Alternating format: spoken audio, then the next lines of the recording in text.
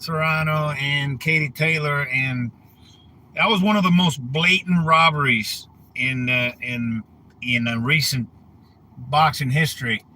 And it was shameful what they did to her.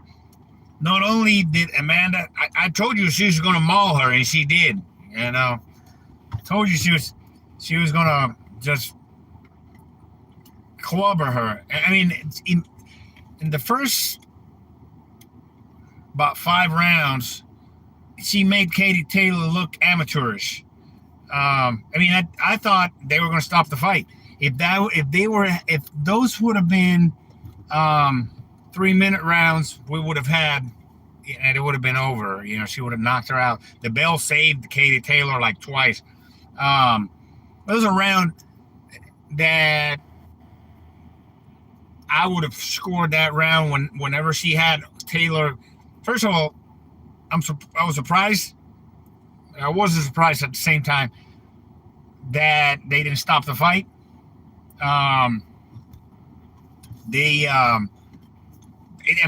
Katie Taylor was in really bad shape. I mean, I'm talking dangerously close to, she was completely out on her feet.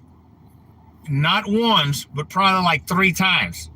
Even in the last round, Katie Taylor, yes, she landed some punches in the last round, but she couldn't hurt Serrano. And Serrano, came back. They went all out, like a street brawl to close the fight. And Katie Taylor couldn't even stand. She could barely walk. She almost fell. And you could see her. She could barely stand after the fight was over. That was.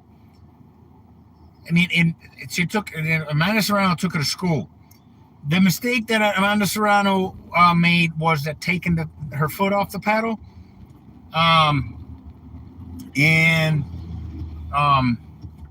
But still, that shouldn't have cost her the fight.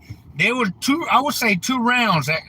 There was one round that round was a 10-8 round for Amanda. There was another one you could make a decent, strong argument. So you could have had 2 rounds in favor of Amanda.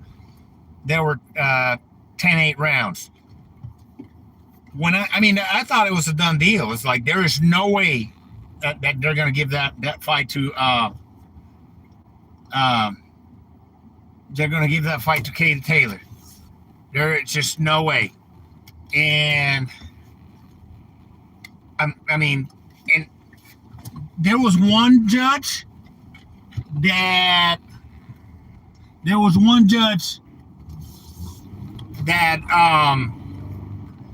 gave Katie Taylor 97-93. Continue on State Route 415 south for 1.5 miles. I gotta find out who this judge is.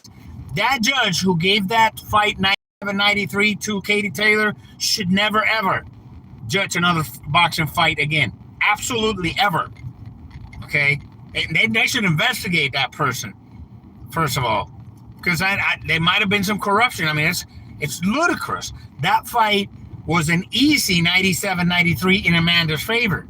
It could have been 96-94, but for the people, it could have been a draw. There was no draw. Excuse me, if you think that's a draw, you don't know shit about boxing, man. Amanda Serrano mauled Katie Taylor, just like I told you guys she would. She mauled her. Look at her face. She busted her up. Right after the first round, she had her bleeding from her nose. She busted her face up. And on the second round, forget it. It's disrespectful. It's disrespectful to boxing fans. It's disrespectful to the fighters themselves, because you bust your ass fighting and you think you're gonna get an honest decision, and you get this corrupted, incompetent thing of a decision, and that hurts. That hurts boxing. That hurts the people, because you're fighting and you're like, what do I have to do to win? In a quarter mile, and I'm gonna go further. This is racist bullshit. Why do they do this and they go for the white girl who got her ass whooped by the brown Latina girl, by the brown Puerto Rican chick, who's the most accomplished Make a U-turn. boxer in history. The female boxer in history, Amanda Serrano. Why? I mean, why does they do that? I mean, it's obvious, you know. So, you know, because well, there'll be another fight. For what? I mean, what do you have to do to beat, you know, to get an honest decision in boxing? If you're my skin color, my complexion, and you're going against a white superstar, what do you have to do? What is it? Do you have to bring a gun into the fucking fight to kill them? Is that what you need to do? Man, you know, I'm just, it's just disgusting. You know, again, if you think that fight was even close, man, shut the fuck up. I don't want to hear it, man. You don't know shit what you're talking about, man. That was a disgrace to, and this is one of the reasons boxing lost its in a quarter mile, make a U-turn at Howland Boulevard. You know, this is one of the reasons boxing has lost its appeal for many people. That's why they started going for MMA, because of all the corrupt decisions. You know, that there's people. Make a U-turn at Howland Boulevard. In how you call the people in boxing were doing. You know, so, you know, shame on the zone, and shame on the judges, shame on Eddie Hearn. Continue on Howland Boulevard for half a mile. Shame on what's his face, the promoter, the